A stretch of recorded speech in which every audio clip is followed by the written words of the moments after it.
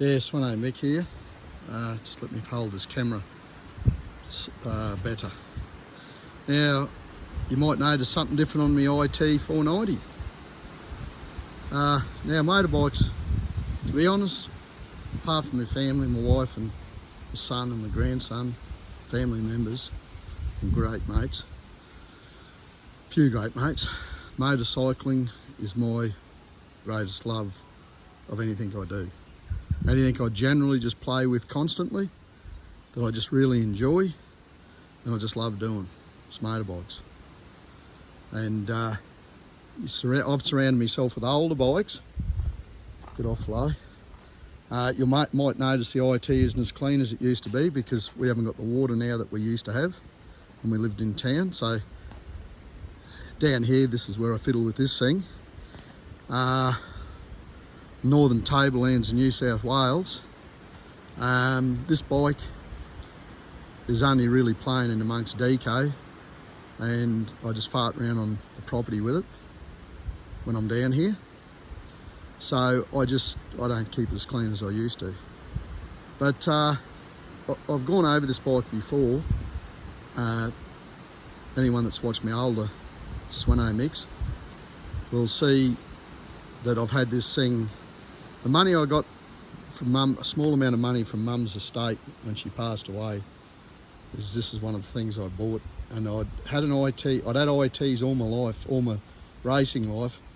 And when I started winning, nearly swore then, and when I started winning a few trophies at what we used to call black enduros, so they're non-controlled by the Australian Cycle Union, which is now Motorcycling Australia or whatever it is. We used to done a few Motorcycling Australia ones, but ACU, Australian Cycle Union, back in the day, in the 80s, and then when I was racing a bit of motocross, it was MA licence. I don't know if it's still MA. But I raced IT175s. First serious race I won a trophy at was on a DT175, believe it or not, in about 1979, 1980. 1979, I think it was. My ex-brother-in-law, it wasn't my brother-in-law then, Jeff Green, and I partnered up in a Pony Express, and we cleaned up the 175 class first place. But I was doing a lot of riding then, and it was a matter of ride, and the odd bit of racing. And he was not a slouch. He was a state level competitor in motorcycling in ACU, so he could generally go close to clean up the under 200cc or 175 class it was back then on his PE 175 Suzuki's, and then Honda sponsored rider, and then Yamaha, free bikes from Yamaha. So he was a good level enduro rider, and quick and very consistent. This is the late 1970s, early 1980s. So anyhow, we used to go around, but the bikes I mainly raced and I've always liked is Yamahas. Always liked Yamahas right from the word go. I'm a small bloke, so I was a small ball rider. It was IT175s, DT175, IT175E, IT175 brand new. The DT was brand new, the first IT wasn't. The second IT was a brand new IT175G, then a H, then our son Damien come along, and that curtailed my racing because honestly I just couldn't afford it. But these bikes here they're just an impressive old dirt bike. It's got disc brake on the front, which isn't standard. It's got the same 43mm front forks, but they're cartridge forks, not, as I understand, they're cartridge forks. They call a cartridge fork, conventional. And that's off an early model KDX 200. So disc brake KDX. Only a single piston caliper, but brakes are good. Back brake, drum brakes, exceptionally good. That's how I bought it. But anyhow, I had an IT 250K, this is a K, given to me by a bloke I was working with. He wasn't going to use it, and it needed a lot of work doing to it. He actually gave it to me, so I don't want anything for it. He paid $500 for it, and he just said, no, look, you'll get some use out of it. I definitely won't. So what I done is I fiddled around with it, and I thought, oh, at the time, I don't know why, but I just thought, no, bugger it, I don't really want to put the money into it. So I gave it to my mate Bill Lusk, another very good enduro rider. Won a lot, way more trophies than me. But what I'm going to do here today is I'm just going to show you cold start on the decompressor, and something I just wanted to show you, which is now very hard to come by, but the bike was too loud. I got a DG pipe on it, which is great. So I leave my side covers off. I've actually got original side covers for this when I bought it, the fella I bought it off. And I've got DC plastic side covers, but these are good grab rails when you lift them around. Standard IT exhaust, which has been cut open, you can see her now in the back. But she's a lot quieter. And really I don't like annoying neighbours. So I'm going to pull it off. I've got still a bit more modification I've got to do. Believe it or not, this mount, I'm going to have to extend a piece of metal on here, bolt that, a little bit of metal, that's a threaded there for the 10mm bolt. So I just put a little piece of nice neat steel plate from there down to there and bolt that. Be no problem at all, and I can adjust that because it's adjustable, but it's not long enough. So don't ask me what's happened there, because it might even be a little bit short here. I might even have to get a little tiny piece of sleeve put on, because that fits, I think that fits inside that. Anyway, it doesn't matter, but I've mounted that up there with a bit of fiddling around. So I didn't have the right bit of gear, but I've come up with a nice hardy way of securing that. So I've got a bit more farting around to do here. But what I'm going to do is I just want to show you a cold start with the decompressor that I got done, the engine decompressor on this, because these things can be quite hard to start. But I just thought, bugger it, I'm going to get one of these decompressors fitted, and I started it for the first time dead stone motherless cold yesterday. I didn't think it'd go, but I thought I'd give her a kick in the guts, and I just want to show you, see if she will today. Now this old dear here, still got the ignition on it, ignition key, Yamaha key, got an aftermarket speedo on it.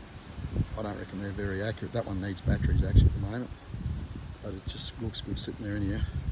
And I've had the zippy tight because it's actually cracked in the back. Got to nip that off and neaten that up. It's pretty bloody rough, isn't it? But anyway, you're just going to watch hopefully a first kick start with the decomp on. So we'll just go clearly. I'm just got to sit this here.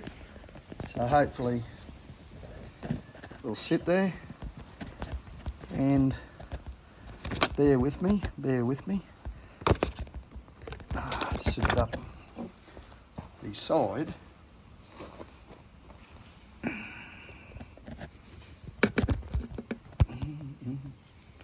Oh, the iPhone, the dreaded iPhone.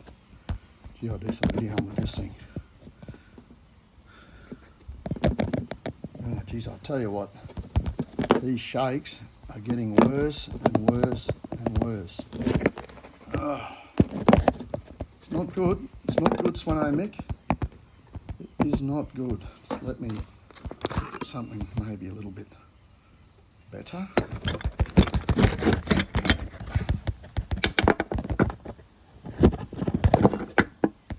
Oh, dear.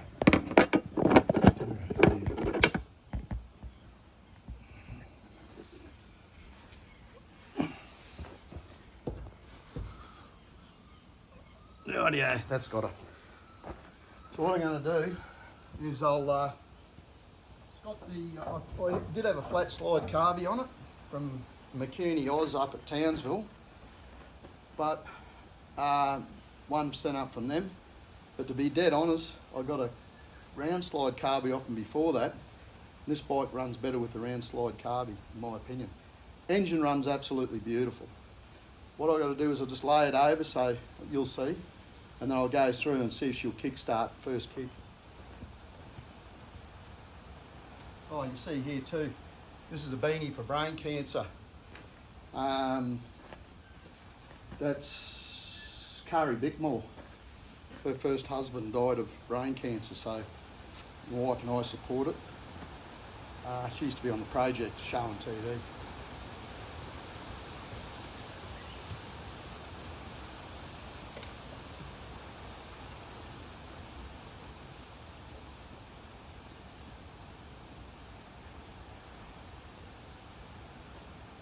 There's a bit of the old gear running out.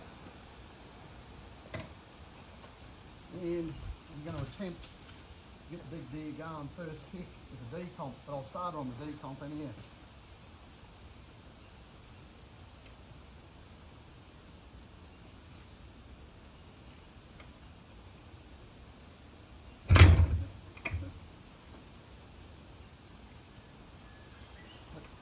Once it kicks over, once it gets moving, the decomp just kicks off. Yep. Don't tell me I'm going to talk a liar here.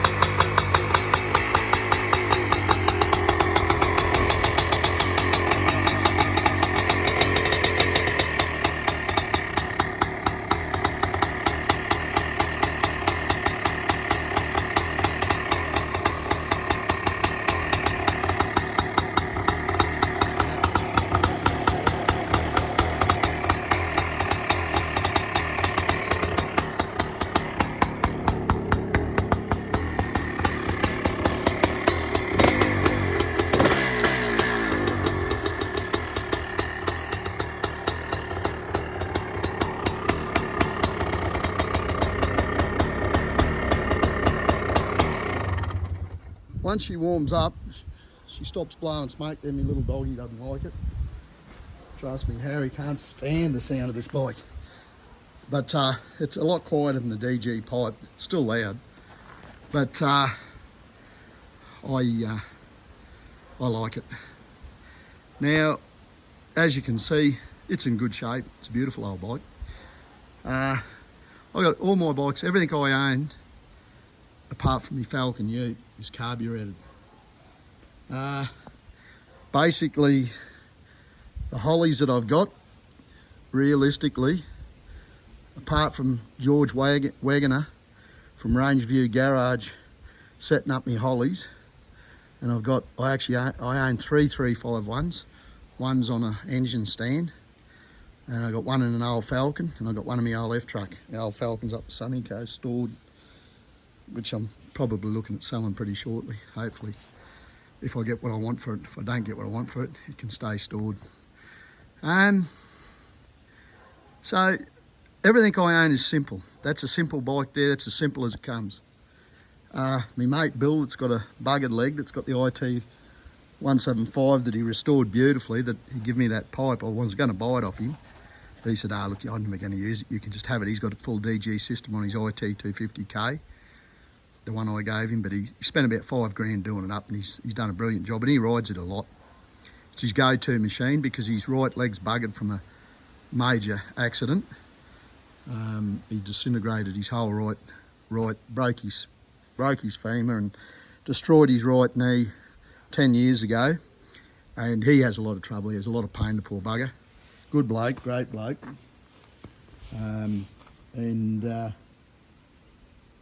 So the IT250 is good for him because he doesn't like electric starts. He said, if I can't kick a start a bike, well, I won't ride. Well, see, I don't agree with that. Me, I'm a totally different kettle of fish to that. I just love riding, I don't care what it is. I've got an electric start TDR. I've got my little Brappy, which is a great little bike, and I've got this thing. You know, a couple of old bits and pieces, just in bits. An old hybrid Suzuki SP/RM, which is of all seen. It's in bits at the moment. Got my little DT175, she's in bits. I mean, you've got to stop spending money when when you're completely self-funded. Mate, I'm actually past work, and I've worked yesterday and done that chainsaw, and my back is absolutely giving me hell today. But anyhow, look, I just wanted to fire this up and show you how easy that thing fires up on the decompressor. So 500cc two-strokes, a lot of people go, they're too hard to start. Well, that IT, and you can get them fitted to all the 500cc two-strokes. That's actually 500 too, because it's on last oversize on that barrel. I'll get it re-sleeved, but I've got another spare barrel there I've already bought from the US about 10 years ago for it, just because I built up a bit of a parts inventory for it. So realistically, that bike, you can just keep them going. I'll keep it going until I stop riding motorbikes, and my legs are still good, so I think I can kick for the foreseeable future. I think I can kickstart that there goddamn big 500.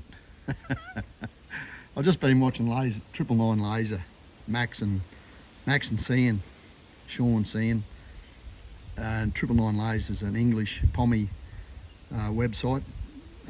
It's great, and they're just building a 500cc Canadian built two-stroke electric start, counterbalance, the whole the whole box and dice, the ducks nuts, and I'm telling you, it's twin fuel injectors, built I think by, I think it's wasn't Panorama, it's Panther something or other, but you just go to 999 Laser YouTube and you'll see it, and they're putting in a KDM frame, and mate, this thing here, a lot of people probably don't realise, but this bike here, being an enduro bike, it's only 35 horsepower.